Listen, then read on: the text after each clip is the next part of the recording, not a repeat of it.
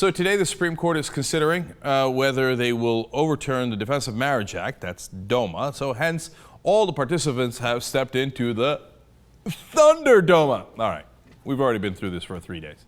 So the question is, of course, which way Justice Anthony Kennedy will go, because others are clear on this issue. So when you get to Justice Roberts, there was some hope that he would be voting in favor of gay marriage. That hope seems to have been dashed. All of his questions and comments have been geared in the direction of, come on, with like incredibly stretched analogies about like, are we now going to regulate what the word friendship means? It's been 2 days and people are still trying to figure out what the hell he was talking about.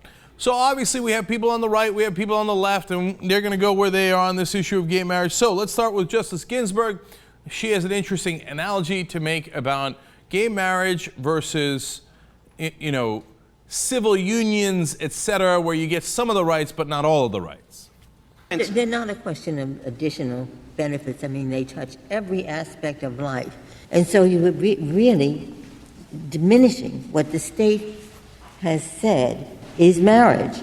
You're saying, no, state, there are two kinds of marriages, the full marriage and then the sort of skim-milk marriage.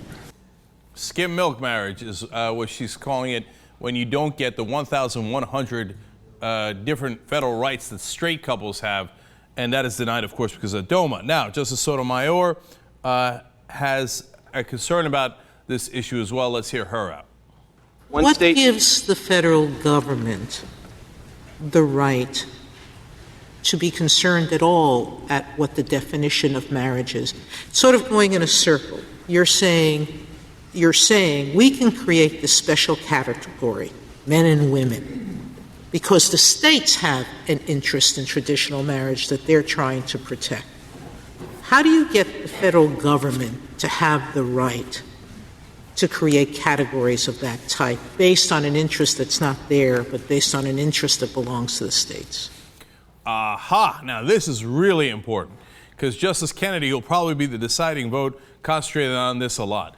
Wait, this is a states' rights issue. Marriage, divorce, custody are clearly under the jurisdiction of the states.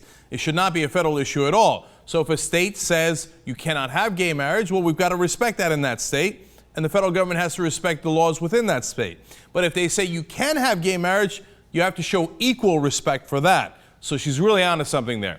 Now, Justice Roberts isn't buying it anyway, and he's going to make another curious argument on the rights of gays. Let's listen to that.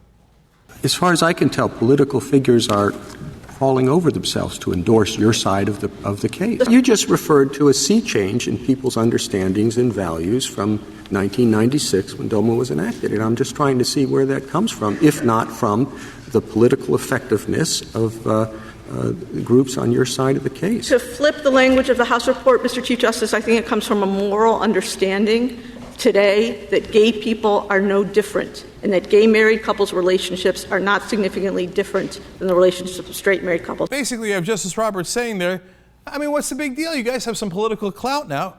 They might have political clout, but apparently not enough so that they could have the same rights as straight married people. So obviously there is still legal discrimination against them. It's kind of like saying during the civil rights era, well, I mean, the African Americans have some political clout. They have some congressmen. They have some money they can donate to politicians. Oh, yeah, the laws are set against them, but that's a sad day for them. No. That's not how the Constitution works. In fact, Justice Elana Kagan made a really good point. She said, look, the whole point of Doma, this law was, quote, collective moral judgment and to express disapproval of homosexuality. In fact, that was in the explanation of the bill, that they said this bill is so that we show you our moral disapproval of homosexuality. Well, that's the definition of discrimination, saying that even though you're a citizen and you should have the same rights, I'm going to take some of those rights away because I just don't like you. I morally disapprove of your actions, whether it harms anyone else or not. Well, the deciding vote, of course, is going to be Justice Kennedy. So what he says here is going to be enormously important. Let's listen in. If Congress has the power, it can exercise it for the reason that it wants. That it likes some marriages, doesn't like, I suppose it can do that.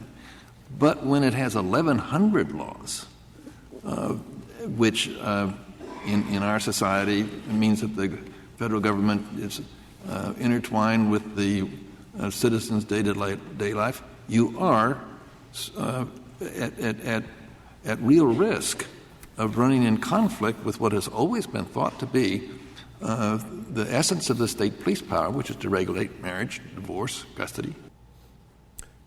Now that is really important. Why? Kennedy is basically saying, man, you're in the state's realms here. As a conservative, he should believe in states' rights.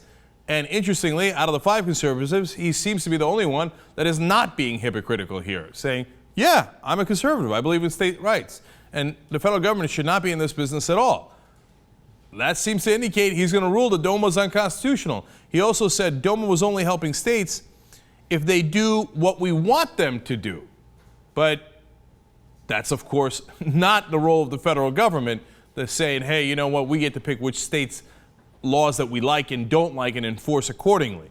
So, Doma looks like Wasik there. Boom, over, end of this. Look, they're going to rule in the summer, and they're going to let us know. Of course, nothing's set in stone, and they can still rule on technical grounds.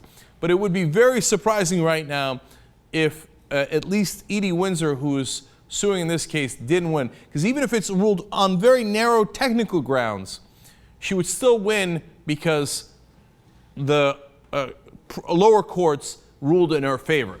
Unless Kennedy shocked the world, turned around and said, even though I made all these arguments against it during the hearings, I will now turn around and say, I still don't like gay people.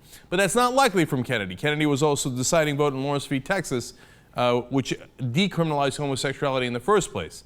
So it looks like it might be a good day for all Americans as we expand freedom, liberty, and apply to more of our citizens as we always should have.